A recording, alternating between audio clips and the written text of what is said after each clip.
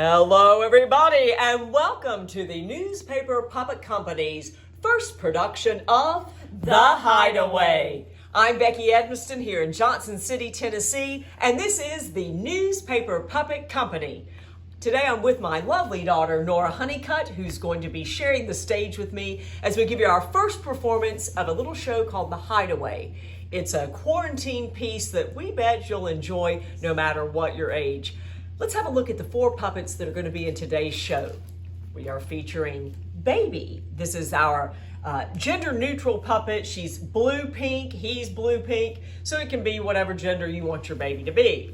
We've also got today Mr. Jones. This is sort of our businessman dad type character. He's going to be playing the teacher in this show, Mr. Jones. I've got here a puppet we call Graybeard. He's sort of our disheveled fellow who can play a lot of different characters, actually. And I will leave his character to be a mystery for just another minute, but we call him Graybeard. And then our narrator in today's show is sort of my Edgar Allan Poe puppet. I hope you can see that does maybe look a little like Poe. I hope so. We're ready to get started. Hope you are comfy at home.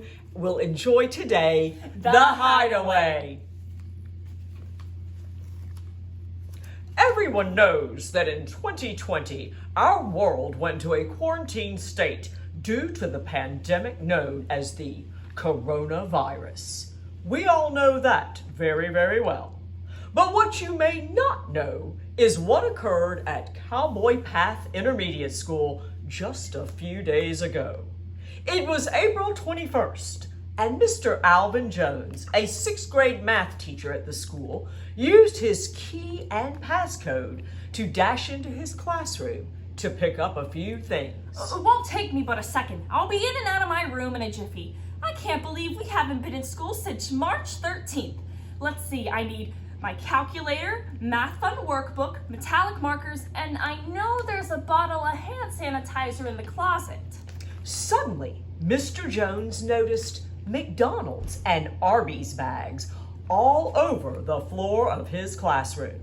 Clothes were laid out on top of desks, and a cot was open in the corner. Hey, wait a minute. Food wrappers all over the floor, clothes on top of the desks, and a cot open in the corner. It looks like someone's living in here. Ah! I guess you mean me. And the mystery hideaway person stepped out from behind Mr. Jones' desk. You? What were you doing behind my desk? I wasn't doing nothing, nothing at all. I certainly wasn't going through your desk drawers looking for more candy. What? Who are you? What are you doing here? And why are you living in my classroom? And overcome with incredible pain and grief, Mr. Jones started crying. Crying like a big, giant baby.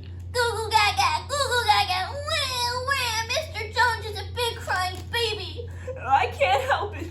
This is overwhelming. I just came in to get my math fun workbook and I find this. You living in my classroom? Man up, will ya?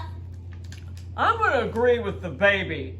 Man on up a little bit on this, fella. I mean, you're not here. The room is vacant.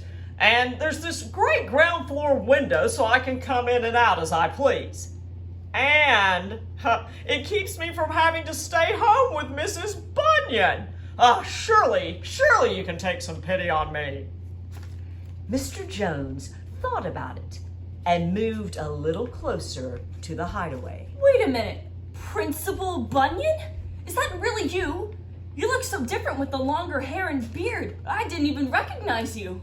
Yes, Mr. Jones, it's me, Arnold Bunyan, your principal. Now, I know it's a little weird, but it really helps me to be able to stay in your room till all this coronavirus stuff blows over. My wife is such a nag. Mr. Jones gave it some thought. Well, I've given it some careful thought. And of course you can stay, Mr. Bunyan. I wouldn't want to let my principal down. Oh, very good. So it will be our little secret. My wife thinks I stepped out for some emergency milk and just haven't come back yet. So Mr. Jones collected the things he'd come in for and showed Mr. Bunyan where he kept his secret hidden stash of Hershey bars in his desk. Mr. Bunyan thanked him again.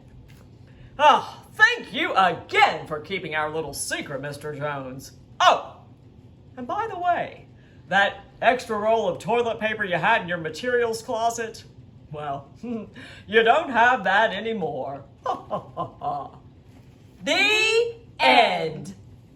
We'll see you next time on the Newspaper Puppet Company. Have a great day.